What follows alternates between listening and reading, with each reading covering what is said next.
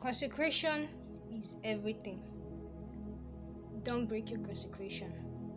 Now, there is no word that explains consecration to be less than what it is.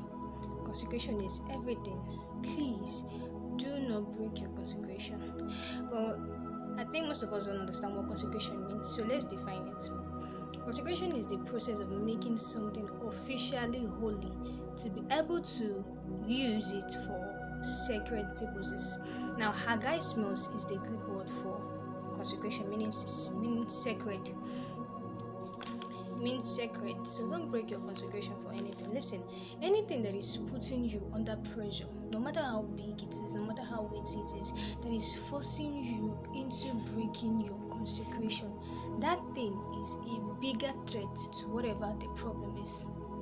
It is a bigger threat to whatever that is pressurizing you. There is nothing that is worth breaking your consecration for. Now, when you heard in the Bible that Samson was able to fight all the wars in fought, and then came out victorious, and then when Delilah asked him, "Where is your power?" he said that his power was in his hair. But that's not the truth, because if actually his power was in his hair, he wouldn't have been able to pull down those pillars after they must have cut his hair and plucked out his eyes. What it means is that Samson broke his consecration. It was not about the hair. It was not about the hair. It was about this sacredness he was supposed to preserve.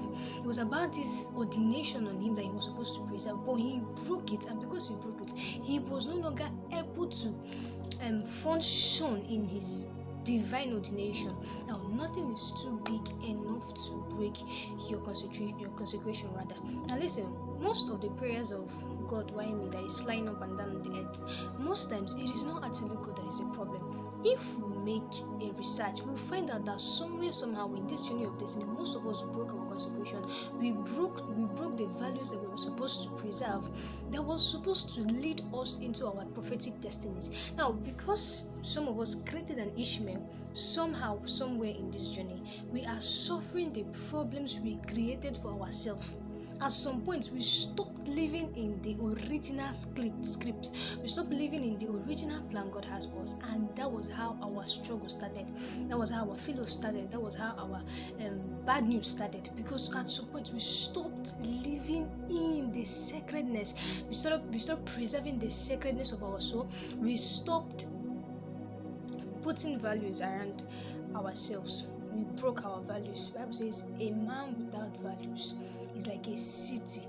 A man without rules, rather, is like a city broken down without walls. So most of the problems people are crying for are not necessarily God's fault.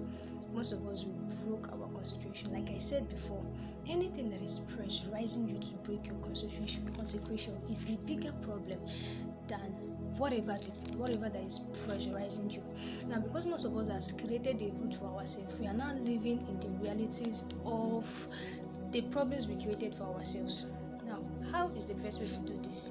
Because we cannot successfully run a life that we did not initiate, we cannot successfully run a future that we did not initiate, we need to subscribe to God's mercies. One of the things my pastor said that can by court judgment is the mercies of God. But most of us, we've not started living in the realities of God's mercies. Someone like David, he lived in God's mercies. So what am I telling you this afternoon? Subscribe to God's mercies. Most of us, we have done so many horrible things to ourselves. Most of us we've been like Esau, who sold his birthright because of a pot of porridge. And most of us, we have left the original script, we have left the original manual, the template that should run our life. Now, in our pursuit to succeed and achieve anything we might want to achieve, anything that will cause you to break your consecration, please break out of that thing.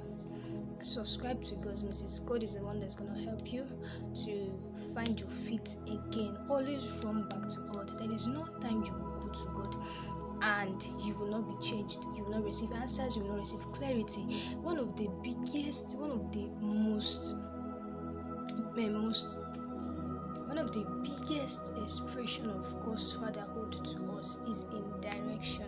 Now, for some of us who has lost our way already, God is calling you back this afternoon, He's calling you back this evening, He's calling you back this morning, depending on when you see this video. Subscribe to God's message and be blessed. Thank you.